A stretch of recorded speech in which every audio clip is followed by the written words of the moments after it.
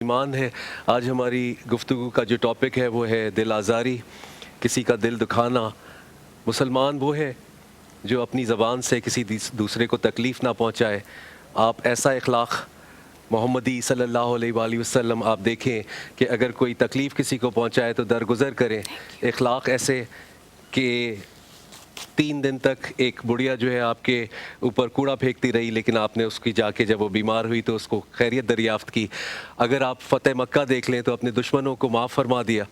تو آج کے دور میں ہم جو مسلمان ہیں، ہم جو انسان ہیں، وہ کس طرح اخلاق محمدی صلی اللہ علیہ وآلہ وسلم سے کچھ سیکھ سکتے ہیں؟ علامہ ارشاد اشرفی صاحب سے میں گفتگو کا سلسلہ تھوڑا آگے بڑھانا چاہتا ہوں۔ علامہ صاحب، درگزر کرنا یہ کیسا عمل ہے؟ کیا یہ بڑا آسان ہے؟ اور اسلام اس معاملے میں کیا فرماتا ہے؟ الحمدللہ وحدہ والصلاة والسلام علی من لا نبی بعدہ۔ کسی بھی فنومینا کو سمجھنے کے لیے اس کی ضد کو سمجھنا ضروری ہے، تو بات بہت آسانی سے سمجھ میں آ جاتی ہے۔ اندھیرے کا ادراک، اس کی ہولناکی کا ادراک روشنی کی شعور کے بغیر نہیں ہو سکتا۔ روشنی کا شعور اندھیرے کی ہولناکی کو جانے بغیر آپ کو حاصل نہیں ہو سکتا۔ اسی طرح دل آزاری ایک فنومینا ہے۔ اس کو روکنے کے لیے فنومینا کیا دیا ہے اسلام نے، اس فنومینا کو اگر آپ سمجھ لیں تو دل آزاری سمجھ میں آ جائے گی، اور اس کا تذکرہ آپ نے اپنے سوال میں کیا ہے۔ دل آزاری کی جو ضد ہے وہ عفو درگزر ہے۔ عفو درگزر ہے۔ عفو درگزر ہے۔ اگر اس فنومینا کو آپ سمجھ لیں تو دل آزاری سے بچ سکتے ہیں۔ دل آزاری کی جو سب سے اہم اور اذیتناک صورت بنتی ہے وہ ہے غیبت، کہ یہ بہت شدید دل آزاری کا باعث بنتی ہے۔ میرے بارے میں ایسی بات کہی، میرے بارے میں ایسی بات کہی۔ اب 2 صورتیں ہیں، یا تو اس کا وجود ہے جی، یا وجود نہیں ہے۔ اگر وجود نہیں ہے تو وہ غیبت نہیں ہے، وہ بہتان ہے۔ اور وجود ہے، بات صحیح ہے تو ہی غیبت ہے۔ لیکن اس کی عیب جوئی اور ایک ہے فنومینا عیب پوشی۔ عیب کو ڈھونڈنا یہ دل آزاری کی بنیاد ہے۔ عیب پہ پردہ ڈالنا یہ عفو درگزر کی بنیاد ہے۔ ہمیں سکھائی گئی ہے کہ عیب پوشی کرنی ہے، عیب پوشی کرنی ہے، عیب جوئی نہیں کرنی، عیب ڈھونڈنا نہیں ہے۔ یہ کیا پہن رہی ہے، کیسے پہن رہی ہے، کدھر جا رہی ہے، کدھر کھا رہی ہے، کیا ہو رہا ہے، یہ ساری عیب جوئی ہے۔ ہمیں بحیثیت مسلمان کے ہر اپنے مومن بھائی کی عیب پوشی کرنی ہے۔ اگر بات کرنی بھی ہے تو اس کو بہت احتیاط سے، بہت اہتمام سے، بہت عزت سے، تنہائی میں اس کی اصلاح کی کوشش کرنی چاہیے۔ ابھی حسنین کریمین کا تذکرہ ہوا، وہ چھوٹے ہیں بہت۔ اب یہ دل آزاری کی عرض کر رہا ہوں، کیسی مثال خوبصورت۔ چھوٹے ہیں، عمر میں کم ہیں، امام چھوٹا نہیں ہوتا، امام ہمیشہ امام ہی ہوتا ہے، وہ بچہ نہیں ہوتا، لیکن بظاہر وہ کم عمری میں ہیں۔ انہوں نے دیکھا ایک بزرگ وضو میں غلطی کر رہے ہیں، تو اب حسنین کریمین نے یہ سوچا کہ یہ بزرگ ہیں، ہم ان سے اگر ڈائریکٹ کہیں گے دل آزاری ہوگی۔ تو اب یہ دیکھیے، یہ فنومینا ہے عفو درگزر کا۔ امام حسنین کریمین نے یہ فیصلہ کیا دونوں نے کہ ہم ان سے کہتے ہیں کہ ہم وضو کر کے دکھا رہے ہیں آپ کو، آپ ہماری غلطی درست کر دیں۔ سبحان اللہ، سبحان تو حسنین کریمین نے وضو کر کے دکھایا اور اس میں اس غلطی کا ازالہ بھی کر دیا۔ وہ بزرگ سمجھ گیا کہ مجھ سے یہ غلطی ہو رہی تھی، انہوں نے مجھے سکھایا۔ سبحان اللہ۔ تو یہ اب اندازہ لگائیے، جس گھرانے کے بچوں کا یہ عالم ہو، بظاہر بچے، کہ وہ دل آزاری سے اتنا بچتے ہوں، یہ ہے تعلیم جو عفو درگزر کی اور عیب پوشی کی۔ سرکار نے فرمایا، بس گفتگو ختم کرتا ہوں، جب سرکار تشریف لے جانے لگے مدینہ منورہ، اپنا گھر چھوڑ کر، اپنا وطن چھوڑ کر، آبائی وطن جو ہزاروں برس سے میرے آقا کا خاندان کا وطن تھا، تو کعبہ شریف تشریف لائے اور اشارہ کر کے فرمایا، میں جانتا ہوں تو کعبہ ہے، تیری عظمت بہت ہے، تیری شان بہت ہے، لیکن اس رب کی قسم جس نے تجھے عزت بخشی کہ تیری عزت و عظمت سے ایک مومن کی عزت و عظمت بدر جہاں بہتر ہے، بدر جہاں بلند ہے۔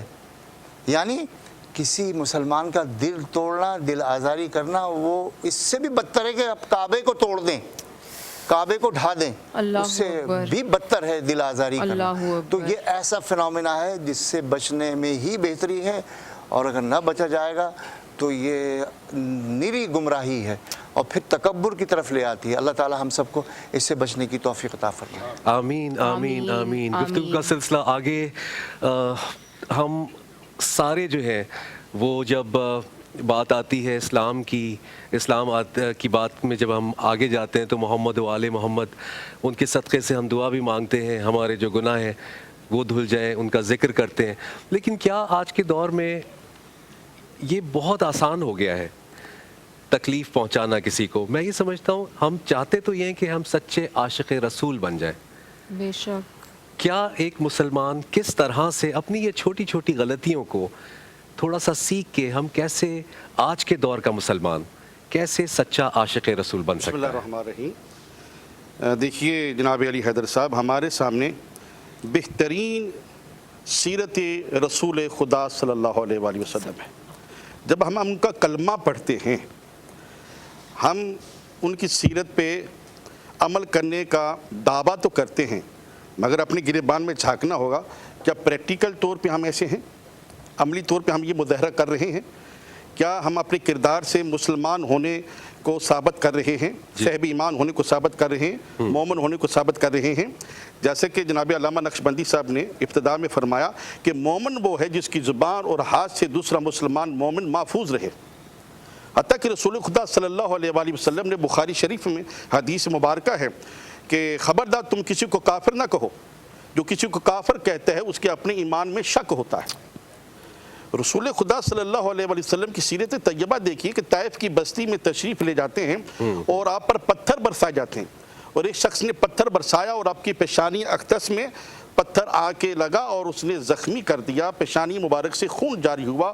وہی خون جو تھا وہ طائف کی پہاڑی پہ گرا تو آواز قدرت آئی، اے میرے حبیب اگر تو چاہے تو اس بستی کو نیست و نابود کر دوں۔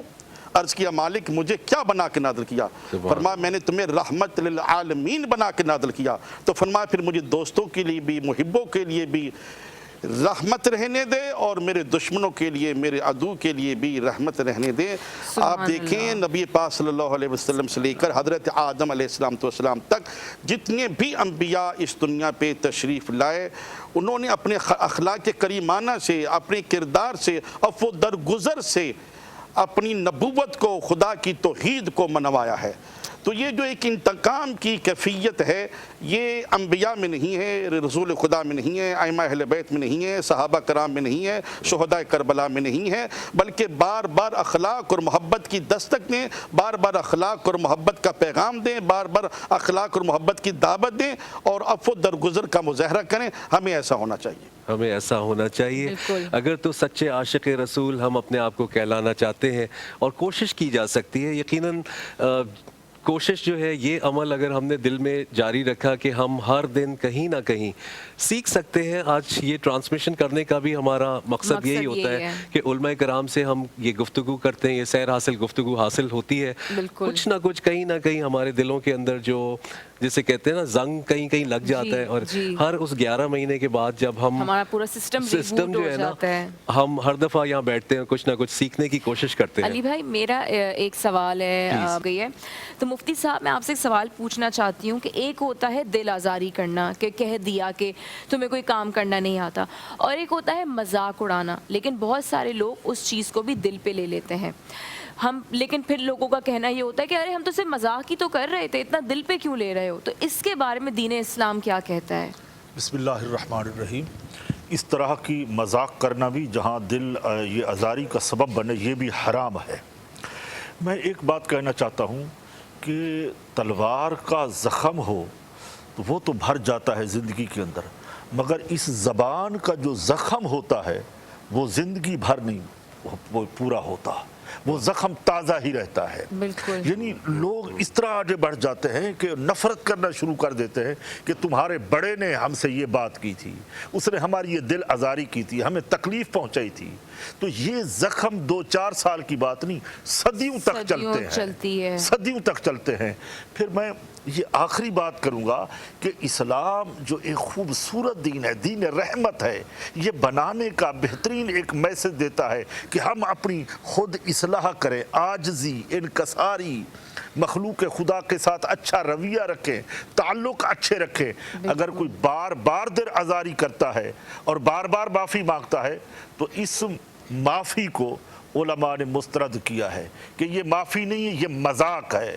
پھر مذاق بھی وہ حقوق العباد کے ساتھ یہ مذاق ہے، اور اس کی قیامت کے دن بہت بڑی گرفت ہوگی۔ تو لہٰذا ہمیں بچنا چاہیے فضول گوئی سے، تو اسلام نے منع کیا ہے، لہٰذا بچنا چاہیے۔ ایسی مذاق نہ کریں جس سے دل آزاری ہو اور گناہوں کا سبب بنے، بلکہ اپنی زبان کو محفوظ رکھیں۔ اور روزے ہیں، روزے کی حالت میں تو ہمیں اور احتیاط کرنا چاہیے۔ کوئی سامنے والا گالی بھی بکے، کوئی الٹی بات بھی کہے، تو ہمیں حکم یہ ہے کہ تم کہہ دو ہم روزے سے ہیں۔ یعنی روزہ گالی سے بھی روکتا ہے، اور روزہ بہت ساری گناہوں کی ڈھال ہے۔ تو لہذا ہمیں بچنا چاہیے، ہمیں تقوی حاصل کرنا چاہیے۔ ہم متقی ہیں، دشمن ہمارے دو ہیں، ایک شیطان ہے، ایک نفس ہے۔ شیطان جکڑا ہوا ہے رمضانوں کے اندر، اس کو قید کر دیا ہے، اور ایک دشمن سے ہمارا واسطہ ہے۔ اب ایک دشمن کے ساتھ ہم نے جنگ لڑنی ہے، وہ ہے نفس امارہ، اندر کا نفس، اندر کا شیطان۔ شیطان دو ہوتے ہیں، ایک عام شیطان اور ایک نفس ہمارا۔ تو لہذا اب آسانی ہے کہ ہم تقوی کے راستے پہ چلیں اور اسی نفس کے ساتھ مقابلہ کریں۔ سبحان اللہ، سبحان اللہ، بہت خوبصورت بات۔ ماشاءاللہ علی بھائی، آج ہمارے بچے بھی ہمارے ساتھ ہیں جن میں سے آج کسی کی روزہ خوشائی ہے، اور کافی بچوں نے روزہ بھی رکھا ہوا ہے، بڑے تیار بھی ہو کے آئے ہیں ہمارے بچے۔ تو میں جاؤں گی ان کی طرف، ان کو جوائن کروں گی میں آج، کیونکہ 3 روزوں سے تو آپ ان کو جوائن کریں، لیکن آج میرا موقع ہے، آج میں ان کو جوائن کروں گی۔ ضرور ضرور ضرور، بالکل جی۔ آج جیسے کہ ابھی ہماری بہن ہنا نے بتایا کہ روزانہ ہی ان پیرنٹس کا بھی بہت بہت شکریہ کہ جو ان بچوں کو، جن میں زیادہ تر کی آج روزہ کشائی ہوتی ہے، تو اس لیے یہ ہمارے ساتھ بھیجتے ہیں۔ آپ سب کا بہت بہت شکریہ، کیونکہ باران رحمت میں یہ بچے ہمارے لیے رحمت بن کر ہی آتے ہیں، کیونکہ ان کو ہم جب دیکھتے ہیں تو ہمیں یہ لگ رہا ہوتا ہے کہ واقعی ہم افطار کی طرف بہت قریب جا چکے ہیں، کیونکہ پوری تیاری ہو چکی ہے۔ آغا صاحب، روحانیت میں ہے کوئی سلسلہ ایسا کہ جس میں یہ جو بہت دل آزاری کرنے کا مجھے لگتا ہے لوگوں کو مزہ آتا ہے؟ میں ہر کسی کی بات نہیں کر رہا، لیکن جو کچھ عادت ہوتی ہے، کیا ایسا کوئی سلسلہ ہے، کوئی ایسا عمل ہے، کوئی ایسی چیز ہے جو ہم ڈیلی بیسس پہ کریں کہ جس سے ہم تھوڑے سے کام ہو جائیں، سکون میں آ جائیں اور اگلے انسان کو بھی سکون دے سکیں؟ جی، بسم اللہ الرحمن الرحیم۔ پہلی تو بات یہ ہے کہ جو دل آزاری کرتا ہے، کسی کا دل دکھانا اس کی عادت بن چکا ہے، وہ تو یہ خود عمل نہیں کرے گا۔ اگر آپ اس کے لیے کرنا چاہیں، اس کی بہن، اس کا بھائی، اس کی والدہ، والد یا کوئی دوست اس کے لیے عمل کرنا چاہے کہ وہ اس گناہ سے باز آ جائے، تو ایک ایسا عمل ہے قرآن کریم کی سورہ الرعد کی پہلی 3 آیات روزانہ 11 مرتبہ پڑھیں، اور یا قدوس ہو 110 مرتبہ پڑھیں۔ یا قدوس ہو، اے پاکیزگی والے، اے پاک ذات۔ تو اس کے لیے 110 مرتبہ روزانہ پڑھ کر آپ اپنی کسی بھی نماز کے ساتھ یہ عمل کریں روزانہ، اور اس کے لیے دعا کریں کہ وہ اس قبیح عمل سے باز آ جائے۔ تو انشاءاللہ خدا کے فضل و کرم سے، اللہ رب العزت کی رحمت سے، نبی پاک کی رحمت سے وہ اس عمل سے باز آ جائے گا انشاءاللہ۔ آمین آمین، الہی آمین، الہی آمین۔ ہنا وہاں پر موجود ہیں بچوں کے ساتھ۔ ہنا، ویسے آپ بھی میری چھوٹی بہن، بالکل ایسا ہی لگ رہا ہے آپ کی بھی روزہ کشائی ہے آج۔ میں یہ ایکسپیکٹ کر رہی تھی کہ آپ یہ بولیں گے۔ تو آج ہمارے سیگمنٹ میں ہمارے بڑے پیارے بچے موجود ہیں، اور سب سے پہلے میں بچوں سے چاہوں گی کہ ہاتھ کھڑا کر کے بتائیں کہ کس کی روزہ خوشائی ہے۔ 1 2 3 4 5 6، سب نے پہلا روزہ رکھا ہے۔ تو سب سے پہلے ماشاءاللہ ماشاءاللہ سب سے پہلے سب کے نام پوچھ لیتے ہیں۔ آپ کا نام کیا ہے؟ سید دانیال شاہ۔ سید دانیال، مجھے بتاؤ کہ بھوک پیاس تو نہیں لگی آج پورا دن؟ نہیں، تھوڑی سی لگی، لیکن ہو گیا، اچھا روزہ گزر گیا ماشاءاللہ۔ چلو، آپ کا کیا نام ہے؟ عبدالرافع منہاج۔ عبدالرافع، مجھے بتاؤ کہ سحری میں کیا کھایا تھا؟